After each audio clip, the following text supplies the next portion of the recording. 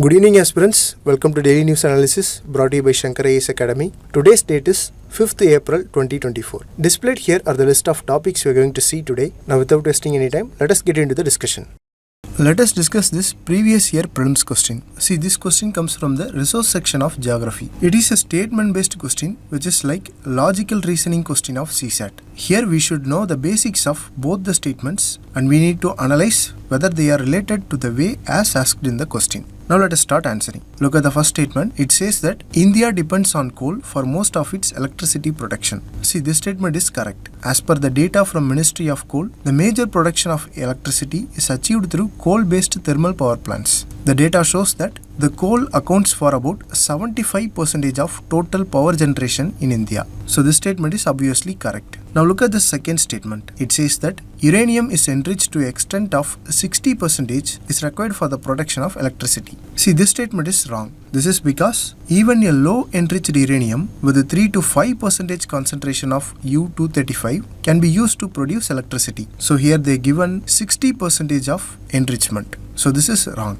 So this statement is incorrect. So the correct answer is option C. Statement 1 is correct, but statement 2 is incorrect. Now let us discuss about the enrichment process of uranium. See, U-235 makes up only 0.7% of natural uranium. So the 0.7% of the natural uranium content needs to be concentrated in order to produce electricity or weapon. The concentration of U-235 must be increased through a process called enrichment. This enrichment process helps to increase the concentration of uranium-235. The enrichment can increase this concentration from 0.7% to 3% or 5% so that we can produce electricity from uranium. If we enrich the uranium up to 90%, then it can be used to produce nuclear weapons. The enrichment process requires the uranium to be in gaseous form. So the gaseous form of uranium can be achieved through a process called conversion. Through the conversion process, the uranium oxide, which is powdered form of uranium, is converted into a different compound called uranium hexafluoride. And know that uranium hexafluoride is a gas at relatively low temperature. After this process, the uranium hexafluoride is fed into the centrifuges. These centrifuges have thousands of rapidly spinning vertical tubes. The centrifuges separate the uranium hexafluoride into two streams. One stream contains enriched U-235, another stream consists of lower concentration of uranium. So this is how the enriched uranium is separated. So this is the general process of uranium enrichment. So in summary, the uranium has to be enriched up to 3 to 5% for producing electricity and it has to be enriched up to 90% for producing nuclear weapons. So this is about uranium enrichment. With this, let us conclude the discussion and move to the next topic. Now look at another previous year prelims question. It is about Golden Quadrilateral project. It was frequently in news and that's why this particular question was asked. Now let us see how to answer this question. Look at the first statement. It says that East-West corridor under Golden Quadrilateral project connects Dibrugarh and Surat. This statement is wrong because the Golden Quadrilateral project is a major highway development project in India that connects 4 major metropolitan cities. That is Delhi, Mumbai, Chennai and Kolkata. The East-West corridor is a part of this project and it connects Silchar in Assam to Porbandar in Gujarat. Here you might get confused. Dibrugarh is in Assam and Surat is in Gujarat. If you have learned plainly that East-West corridor connects Assam and Gujarat, you might get this answer wrong. So we have to remember the places as well. So this statement is incorrect. Now look at the second statement. This statement says trilateral highway connects Moreh in Manipur and Chiang Mai in Thailand via Myanmar. This trilateral highway connects Moreh in Indian state of Manipur with Mae Sot in Thailand. So this passes through Myanmar. And this statement is also wrong. Now look at the third statement. It says that Bangladesh, China, India, Myanmar economic corridor connects Varanasi in Uttar Pradesh with Kunming in China. See, this BCIM corridor is a proposed connectivity project that aims to enhance economic cooperation between the 4 countries. That is Bangladesh, China, India and Myanmar. The corridor is expected to run from Kunming in China through Myanmar and Bangladesh and eventually reach Kolkata in India. So the statement 3 is also not correct. The correct answer for this question is option D, none of the above. With this, let us move to the next news article discussion.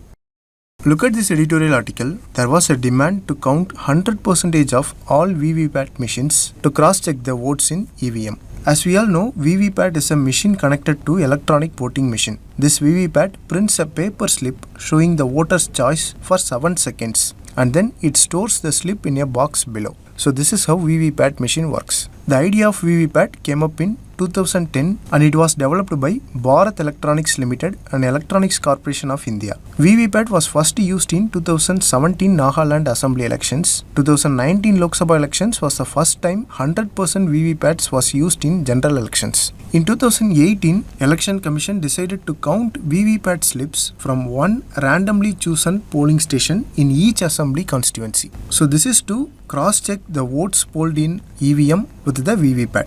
This is to ensure the credibility of EVM. In 2019, TDP leader Chandrababu Naidu approached the Supreme Court regarding the cross-checking of VVPAT. Supreme Court ruled that VVPAT slips from 5 polling stations per assembly seat should be counted. Previously, it was just 1 polling station per assembly seat. So the number of polling stations for VVPAT slip counting increased from 1 to 5 polling stations per assembly constituency. So this came after the Supreme Court's decision. According to Indian Statistical Institute, at least 479 EVMs should be checked for VVPAT samples. Last year, Election Commission told the Supreme Court that verification of VVPATs for 5 randomly selected polling stations per assembly seat is done. This led to checking of more than 4,000 total assembly seats in India, which is well above ISI recommendation of 479. The Election Commission stated that out of 38,156 randomly checked VVPATs in Lok Sabha and Assembly elections, no cases of malfunctioned votes were found. The Election Commission admitted that any mismatch found were due to human errors like not removing the mock poll votes from EVM or VVPAT control unit. Since 2017, Election Commission received 25 complaints related to VVPAT and there were 17 complaints during 2019 Lok Sabha polls. However, all these complaints were found to be false. The Election Commission explained that VVPAT allows voters to verify their vote instantly. However, following Supreme Court's decision, VVPAT slips are tallied on statistically significant basis. Recently, there was a suggestion to count 100% of all VVPAT machines instead of just counting 5 polling stations in every assembly states. Election Commission opposed this idea of 100% verification of VVPATs because it is regressive and it is similar to manual voting process. So manual counting of all VVPAT slips would be time consuming and prone to human error. So this is about the discussion. Now let us move to the next topic. Look at this front page article from Hindu newspaper. It talks about the draft changes made in birth registration. Let us break down this article and discuss the important things from this article for our exam. The Indian government has made a change in how births are registered. Now when the parents register the birth of their child, they must record not just the family's overall religion but should also specify the religion of both mother and father separately. This change is a part of new rules drafted by Union Ministry of Home Affairs, but it's up to each state government to adopt and notify these rules before they are put into practice. Previously, only the child's family religion was noted. The new form called Form Number 1 Birth Report will have specific sections to record the religions of both parents. And according to Registration of Births and Deaths Amendment Act 2023, which came into effect last year, this data could be used to update several important national databases. These include National Population Register, voter rolls, Aadhaar, ration cards, passports, etc. So with this, let us discuss about the civil registration system and the role of Registrar General of India. Firstly, what is civil registration system? It is an official system used by government to record vital life events of its citizens. These events include birth of baby, death of a person, and stillbirths, which is when a baby is born without the signs of life or after 24 weeks of pregnancy. Now, why this is important? You know, it's not just about having a record. This data helps the government to make informed decisions. When they know how many people are being born, dying, or number of stillbirths, they can make better plan for healthcare, education, and other social services. For example, if there is a rise in birth rate, the government might decide to invest more in schools. And note that the civil registration system is a part of concurrent list in Indian Constitution. So this means both the state government and central government have authority to make laws on this. It ensures that the system works uniformly across the country while allowing the states some flexibility to accommodate local needs. Now coming to the Registrar General of India. This office was created in 1961 and it falls under Ministry of Home Affairs. The Registrar General of India oversees the organization, execution and analysis of demographic surveys in India. This include massive task of conducting the census of India every 10 years, and they also handle the linguistic survey of India. The work done by Registrar General of India provides a detailed snapshot of India's demographic and linguistic diversity. So this data is invaluable for planning purposes ranging from education to healthcare and also to infrastructure development. Now who holds this position? Typically, a senior civil servant with the rank of Joint Secretary serves as Registrar General of India. So in conclusion, both the civil registration system and Registrar General of India play fundamental roles in collecting and analyzing data that shapes policy making, reflecting the needs and changes in India's demography. So with this, let us conclude the discussion and move to the next topic.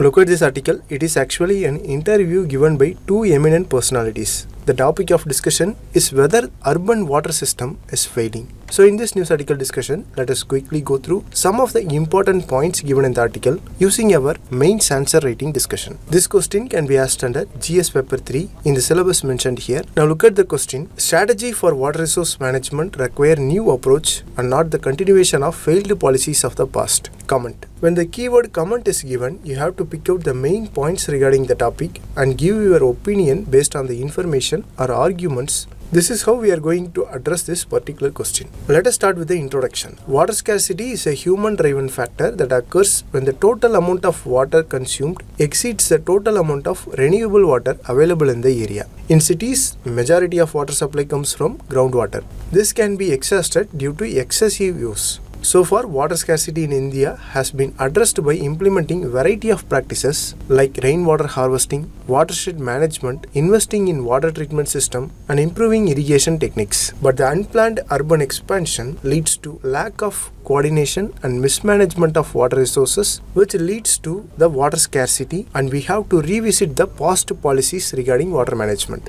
So you can write these points in the introduction part. Now moving on, let us see the body of the answer. We are going to split the body of the answer into two parts. In the first part, we are going to write about the major issues leading to water crisis, and then we are going to write about the new approaches that can be used to address these issues. Let us start with the major issues leading to water crisis. Firstly, unplanned urbanization. See, the rapid and unplanned urbanization leads to increased demand for water as well as the conversion of natural water bodies and green spaces into buildings and infrastructure. So this reduces the capacity for water infiltration and recharge of groundwater aquifers. So the unplanned urbanization leads to slum development and encroachment of floodplains of the rivers. For example, look at this graph. This is about Bangalore. 93% of Bangalore is concrete jungle. So there is no way for water infiltration and water recharge. Secondly, there is deficiency in monsoon rainfall due to climate change. Nearly 80% of annual precipitation occurs in monsoon season. When the rainfall is deficit, overexploitation of groundwater happens, and this led to water crisis during droughts. Thirdly, fragmented governance and lack of coordination among multiple agencies which are responsible for water management.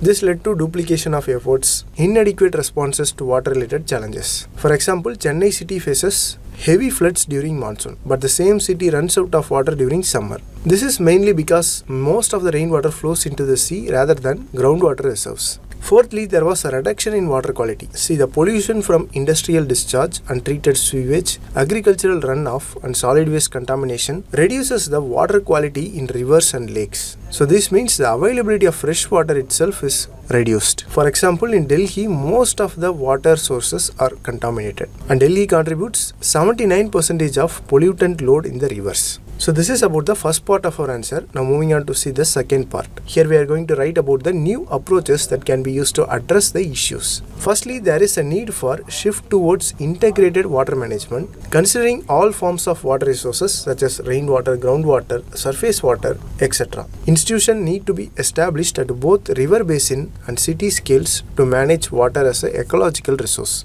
Secondly, prioritizing ecological restoration efforts to protect and restore water catchment areas. So this include reforestation, soil conservation and measures to reduce pollution and degradation of water resources. The encroachment should also be controlled to protect the floodplains of rivers. Thirdly, developing strategies to build resilience to climate change impacts such as increasing variability in rainfall patterns and more frequent droughts. This may involve investing in climate resilient infrastructure, water efficient technologies and adaptive water management practices. For example, implementing the sponge city model. Finally, fostering community participation and engagement in water management initiatives. This include public awareness campaigns, education programs and participatory decision making process. So this is about the second part of our answer. Now let us see the conclusion. See, there is a clear disconnect between water, society and economy. Currently, we are interested in laying large networks, constructing huge storage dams, which involves a huge carbon footprint. We need to promote a decentralized approach with a key focus on water conservation, resource sustainability, storage and reuse wherever possible. So this is all about the conclusion part. With this, let us conclude the discussion and move to the next news article.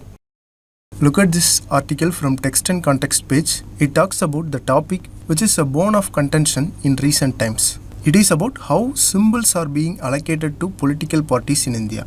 So now let us start our discussion. Firstly, let us see the rules governing the status of political parties. See, Election Commission of India under Election Symbols Allotment Order 1968 registers the political parties and grants them recognition as national party or state party. So the recognition is given under this act. Know that these are based on their poll performance. On the other hand, the other parties are simply declared as registered parties or registered unrecognized parties. This recognition is important for any party as it gives certain privileges like allocation of party symbols, access to electoral rolls, etc. As we know, symbols play a major role in elections. It has higher visibility than the candidate itself. In India, every national party is allotted a symbol exclusively reserved for its use throughout the country. For example, the hand symbol for Congress, the lotus for BJP, etc. Similarly, every party is allotted a symbol exclusively reserved for its own use in the states. For other registered, that is unrecognized parties, they can select a symbol from the list of free symbols.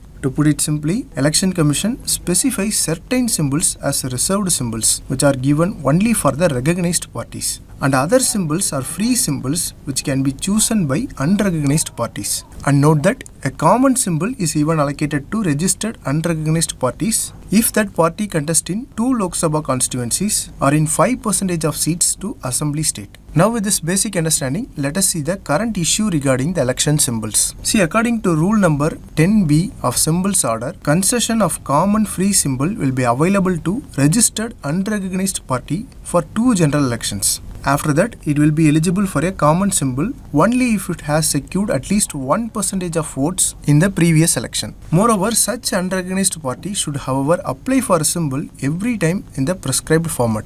This application can be made any time during the period of 6 months prior to the Lok Sabha elections. Also note that the symbols are allotted on the first come first served basis. So this is how the election symbols are allotted to unrecognized parties. These are the other important articles which also appeared in news today. So take a look at these. Now we have come to the prelims practice question discussion. Look at the first question. It is about Attorney General of India. Consider the following statements. Attorney General of India can take part in proceedings of Lok Sabha, be a member of committee of Lok Sabha, speak in Lok Sabha, vote in Lok Sabha. Which of the statements given above is correct? See, the first 3 statements are correct, but Attorney General of India cannot vote in Lok Sabha. He can take part, he can be a member and he can speak in Lok Sabha, but he cannot vote in Lok Sabha. So the correct answer is option C. Now look at the second question. Election Commission of India is a 5-member body. Union Ministry of Home Affairs decides the election schedule for conduct of both general election and by-election. Election Commission resolves the disputes relating to split or merger of recognized political parties. See, the first 2 statements are incorrect. The Election Commission is a 3-member body and it is the Election Commission that decides the election schedule,